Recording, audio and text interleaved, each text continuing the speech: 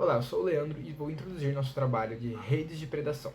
Primeiramente, vivemos em um mundo interconectado e a ciência de redes desempenha um papel fundamental na compreensão das interações e das transmissões de informações em diversos contextos, desde as redes sociais até as biológicas e tecnológicas. Nosso projeto foca em aplicar conceitos de centralidade e clusterização em um contexto biológico específico. Optamos por analisar as complexas relações de predação entre os animais que habitam os diversos biomas brasileiros. Entender essas dinâmicas biológicas é crucial, não apenas para a preservação da biodiversidade, mas também para identificar possíveis impactos em ecossistemas e, por conseguinte, em nosso próprio meio ambiente. Bom, agora partindo para a metodologia, inicialmente nosso grupo empreendeu uma pesquisa aprofundada para identificar os animais típicos de 6 biomas brasileiros: Pampa, Mata Atlântica, Amazônia, Cerrado, Pantanal e Caatinga.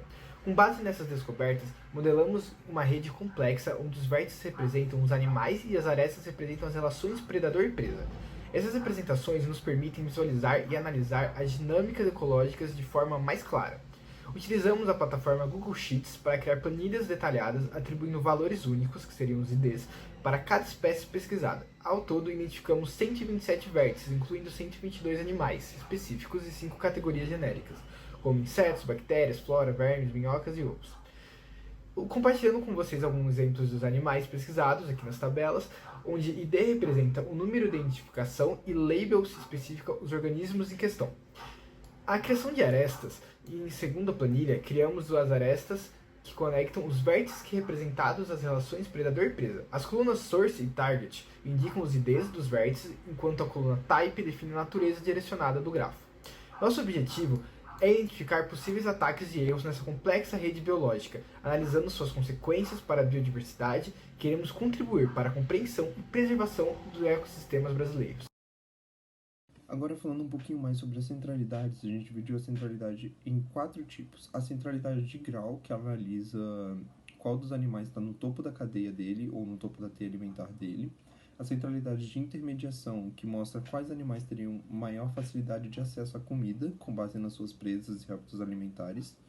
A centralidade de proximidade, que mostra quais animais poderiam ter um convívio próximo com base no seu habitat e no seu tipo de alimentação. E a centralidade de autovetor, que mostra quais dos animais têm a maior importância para a rede funcionar como um todo. Falando agora um pouco sobre os coeficientes de clusterização, eles foram importantes porque eles mostram o impacto que cada um dos animais tem na rede ou nas relações que eles têm entre si. O coeficiente de clusterização local mostra os impactos que aquele animal tem relacionado aos vértices que eles estão ligados. E o coeficiente de clusterização global mostra o impacto que ele tem na rede como um todo. E como a gente chegou à conclusão de que o meio ambiente é todo conectado, então é muito importante que a gente tenha esses dados e observar qual é o real impacto que um animal pode ter no meio ambiente como um todo. Eu sou a Rebeca, eu vou falar sobre ataques e erros. Então, falando um pouco sobre os dois conceitos, um ataque é uma consequência que a rede sofre devido a algum viés ou alguma coisa planejada. Então, por exemplo, remover uma aresta, um vértice específico, para desconectar a rede inteira para ela entrar em colapso. Já o erro é a probabilidade. Então, não necessariamente a rede ficará desconectada quando acontece um erro, porque tem chance ou não dela ser desconectada, depende da probabilidade.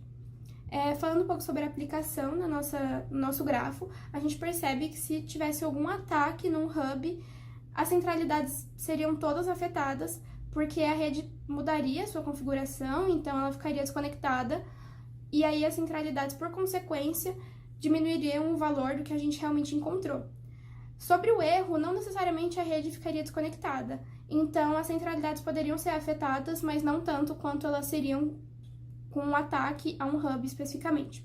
Falando sobre a aplicação biológica, a gente percebe que dentro dos biomas, biologicamente falando, não importa se é um erro ou um ataque, qualquer perturbação no meio ambiente, no bioma, nos animais, pode gerar um desequilíbrio ambiental, como animal que acaba tendo uma superpopulação ou animal que não tem predador. Quanto aos resultados obtidos, a partir dos dados coletados, geramos um grafo no software Geph e através dele foram realizados cálculos de centralidade, clusterização e modularidade. A partir dessas métricas, geramos 5 novos grafos, 4 deles ilustrando a relação dos vértices com as diferentes centralidades, e o último mostrando diferentes comunidades geradas pelo cálculo da modularidade, as quais foram distribuídas por cores.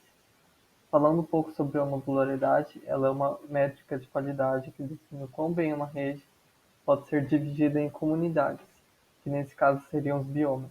E por fim, o critério utilizado para a criação dos 4 grafos se baseou na ideia de cores representativas, de maneira que as cores quentes indicam maiores centralidades, enquanto as cores frias representam menores centralidades. Eu sou a Manuela e falarei sobre a nossa conclusão. Bom, diante dos resultados obtidos, foi possível observar bem a característica de grafos sem escala. Alguns poucos vértices com graus altos e a maioria com graus baixos. Aqui, os graus altos representam os animais topo de cadeia, pois acabam por abranger uma parcela maior dos animais do bioma ao qual ele está inserido. Dessa forma, a rede de interação entre os animais pode ser resiliente a alguns tipos de ataque direcionados, como a remoção de um animal específico. Mas elas podem ser suscetíveis a ataques aleatórios, que, como vimos, podem causar algum tipo de mudança drástica na rede, como um desequilíbrio irreversível que culmina na morte de muitas espécies, fazendo com que, assim, a rede seja brutalmente abalada. Ainda, observamos que a conectividade entre as comunidades, nesse caso os biomas, são muito maiores, mostrando que os animais se adaptam muito ao ambiente que vivem.